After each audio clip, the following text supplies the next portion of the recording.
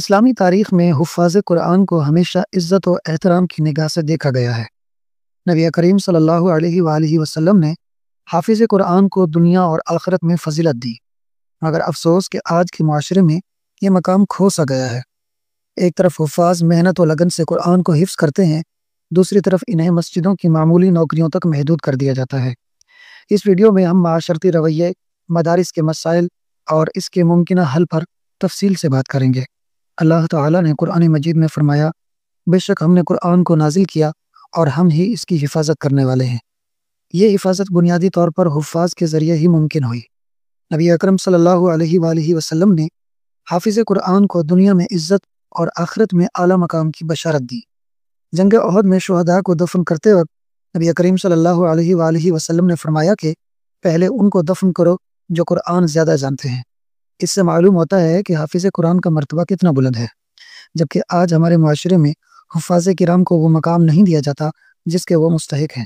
حفاظ جو دن رات قرآن کی خدمت میں مصروف ہوتے ہیں، انہیں اکثر 20-30 ہزار روپے کی معمولی نوکریاں دی جاتی ہیں۔ وہ مسجدوں میں اذان دینا، صفیں بچھانا، وضو خانے اور بیت الخلاء کی صفائی کرنا جیسے کاموں پر مجبور ہوتے ہیں۔ مدارس چندے سے چلتے ہیں، مگر بعض لوگ اس پر اعتراض کرتے ہیں۔ سوال یہ پیدا ہوتا ہے کہ اگر مدارس چندے پر نہ چلیں تو کیا حکومت انہیں سنبھالے گی؟ اگر دنیاوی یونیورسٹیاں ڈونیشنز اور فنڈز پر چل سکتی ہیں تو دینی مدارس کے لیے چندے کیوں قابل اعتراض ہیں؟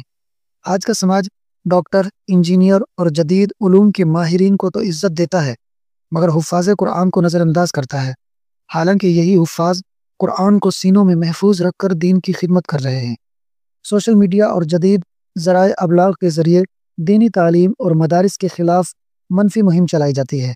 یہ تاثر دیا جاتا ہے کہ مدارس کے فارغ التحصیل افراد معاشی طور پر ناکام ہوتے ہیں، جبکہ حقیقت یہ ہے کہ اگر انہیں صحیح مواقع فراہم کیے جائیں تو یہ بہترین اسکالرز اور قائدین بن سکتے ہیں۔ ان تمام مسائل کا حل یہ ہے کہ حفظ کے بعد طلباء کو عربی، انگلش، کمپیوٹر اور دیگر جدید علوم سکھائے جائیں تاکہ وہ اس مقابلے کے دور میں آگے بڑھ سکیں۔ مدارس میں تکنیکی مہارتوں، I T, business, communication skills کی تعلیم دی جائے تاکہ حفاظ خود کفیل بن سکیں۔ والدین اور معاشرے کو یہ سمجھنا ہوگا کہ حافظ قرآن محض ایک مسجد کا ملازم نہیں بلکہ دین کا محافظ ہے۔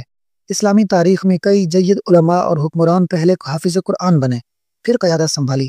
ہمیں بھی اپنے حفاظ کو اسی روش پر لانا ہوگا۔ چندے کی مخالفت کی بجائے اسے ایک سماجی ذمہ داری سمجھنا چاہیے۔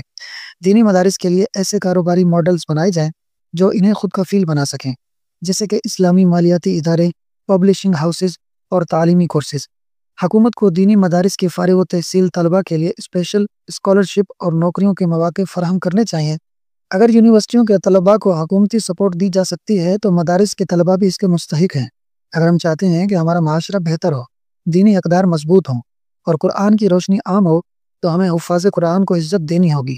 صرف یہی نہیں بلکہ ان کے لیے بہتر تعلیمی، معاشی اور سماجی مواقع بھی فراہم کرنے ہوں گے تاکہ یہ صرف مسجد کی ڈیوٹی تک محدود نہ رہیں بلکہ اسلامی قیادت میں آگے آئیں۔ اللہ ہمیں قرآن کی حقیقی قدر کرنے اور حفاظ کرام کا احترام کرنے کی توفیق عطا فرمائے، آمین۔ اس پیغام کو پھیلا کر اپنا حصہ کار خیر میں ملاتے جائیں۔